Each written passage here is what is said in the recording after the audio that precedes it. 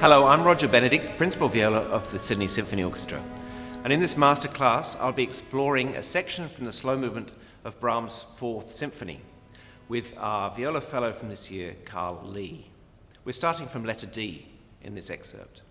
When we set an excerpt like this in an audition, we're looking for strength in three key areas: intonation, sound production, and the use of appropriate bowing strokes.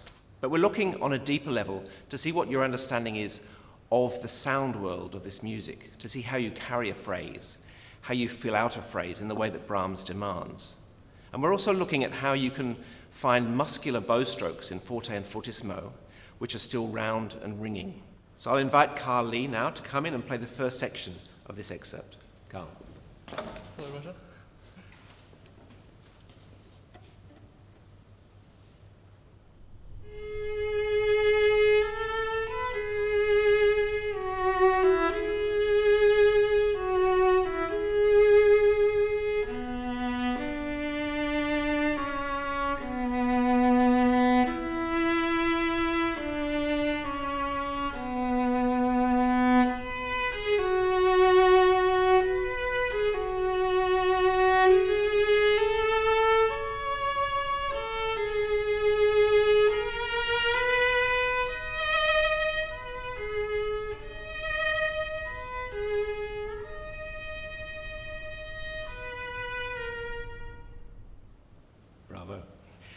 This is nearly always conducted in six, and it's very easy for it to sound a little bit ploddy, that you hear every quaver equally. So if you can make it still sound like a very slow two, and not emphasize too much or stop the bow before the last quavers of the bar, just try once more. Yeah,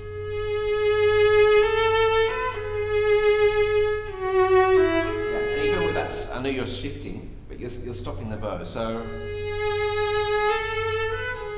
And if you just try and speed the bow a little bit as you move into the last quaver, just do once more.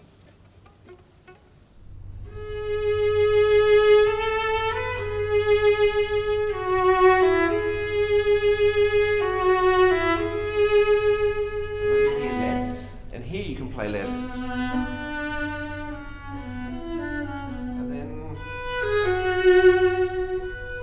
There's more shape to it. Brahms writes dolce, which he doesn't write that often in the symphonies. In the viola sonata, E-flat sonata, he writes it maybe 12, 15 times. And I think with Brahms, when he writes dolce, it means it should be full and really filled sound, like a big pastry that's filled with cream, something. So it needs to be filled with sound from the inside. And so dolce, in other words, doesn't mean delicate with Brahms. It means quite full and singing. Let's try once more.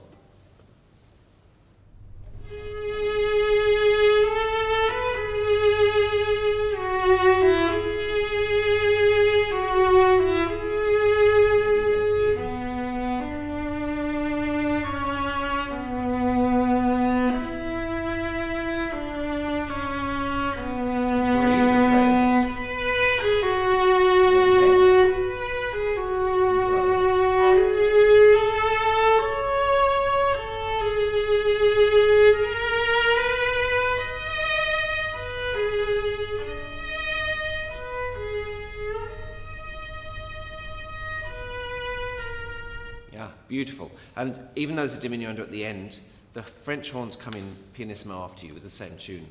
As with all excerpts, context is everything, and it's vital that you show you're aware of the context of who you're playing with and how you should be playing in that relationship with different instruments. This is written for divided violas, so I'll play the lower part. Just make sure that you respond to the moving semiquavers with your demi-semiquaver, that you're not too early.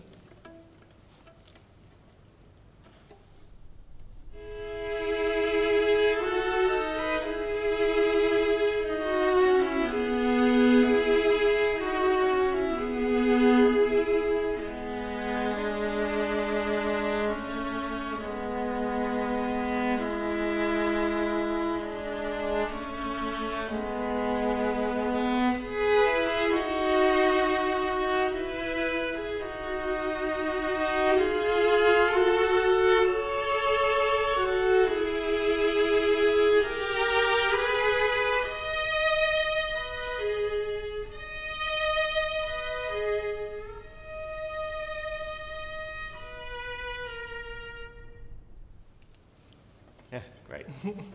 Let's move on to the next section, which is just a couple of bars later. Should we just play from there?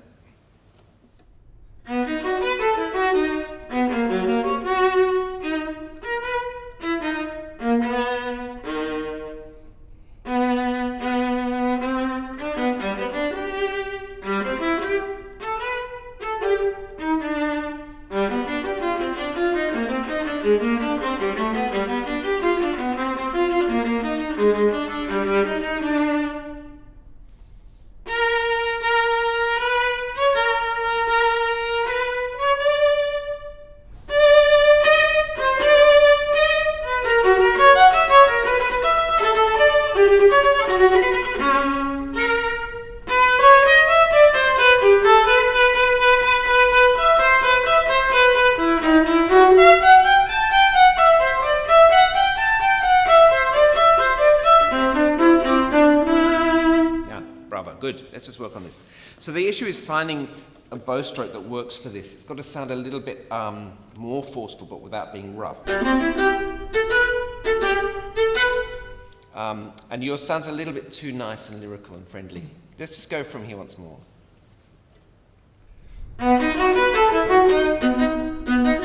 And I think it's that stroke which we call on-ish or off-ish. Yeah? So it's but not too brushed, so that the note shape is a little bit squarer than you're doing, if you know what I mean.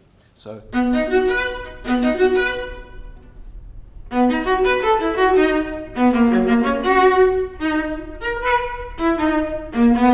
Good.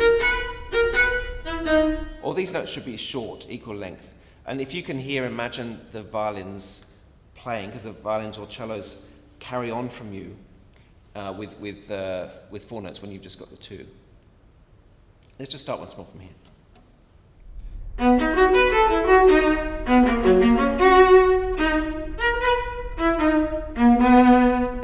Yeah, and it sounds a little bit too nice and polite. So if only forte, but every note really with the same kind of attack and accent. Once more.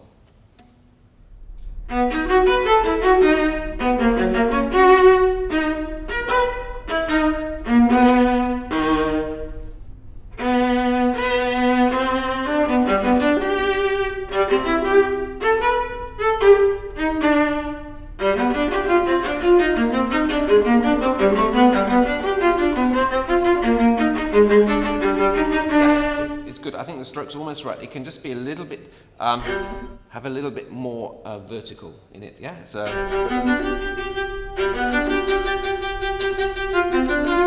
Yeah. And also, since it's phrased from the second note of each group, in the second bar, do the same thing there. Phrase from the second note.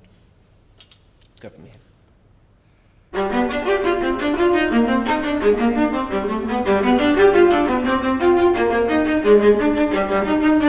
Very good. And you're playing it perfectly in tune, but if you can really practice by keeping fingers down as much as possible, even things like this, because the idea is if you're holding all the fingers down, you actually need less pressure in the left hand. So you're sharing the weight amongst the fingers, and you're keeping much more memory of where those notes are, especially the fingers that sit behind. It's very easy when you're playing fast, separate passages to just forget about intonation. So I'm sure you've practiced it slurred. Yeah, practicing it slurred in rhythms is also good. But just be careful of any note that follows an open string. So for example, that B here after the open G was a little flat. It's notes that we never think about, but any note that follows an open string is dangerous. Let's go from here.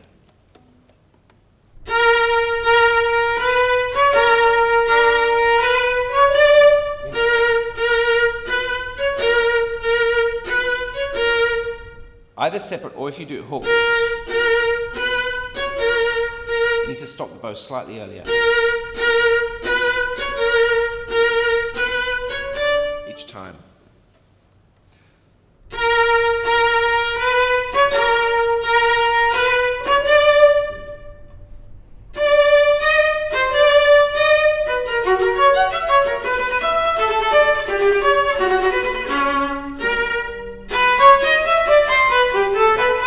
Fine. find that exactly the right place for that bow. You've got time for this fortissimo. It might be a little bit further down the bow, otherwise it's hard to control it. Now, you're rushing a little bit this. If you can just absolutely subdivide every demi-semiquaver. Once more from there.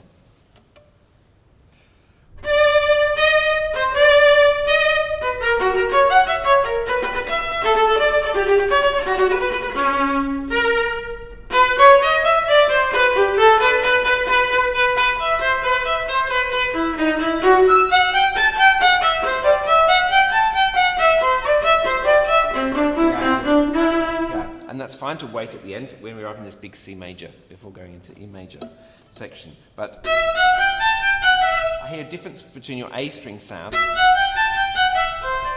and your D string sound. So if you can really work a little harder at finding enough weight for the D string. And also when you start this, come away. So you're playing at them all a little too forcefully after you've played your entry. It's a kind of canon, the rest of the strings carry on with a moving part. I think cellos and basses.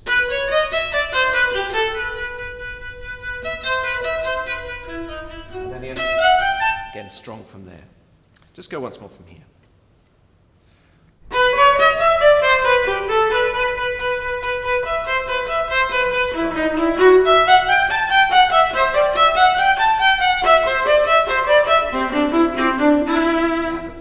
So, I'd practice this, because we'd normally play this as a very on-the-string martelé stroke. If you practice it with bigger stops between the notes.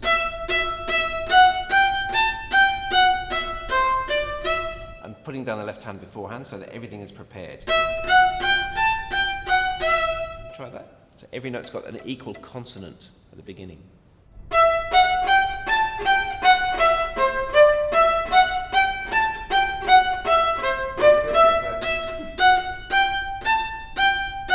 Have courage to stop the bow. It takes a lot of courage to stop the bow. So you just hear one consonant. Trick is then once you stop the bow, not to leave the arm too tight and rigid.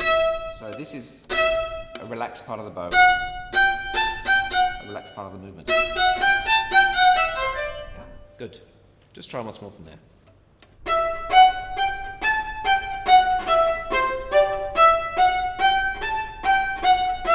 Good, and now do it for real.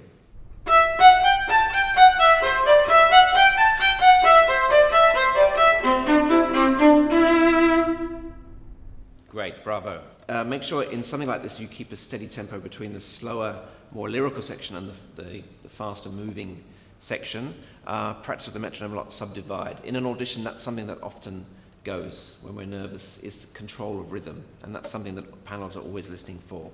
So lots of metronome work, putting a metronome on weak beats, not just on strong beats, will help as well. So rhythm, intonation, sound, of course, they're all the basic things, and context is important. Well, thanks, Carl, and good luck in all your auditions. Thank you.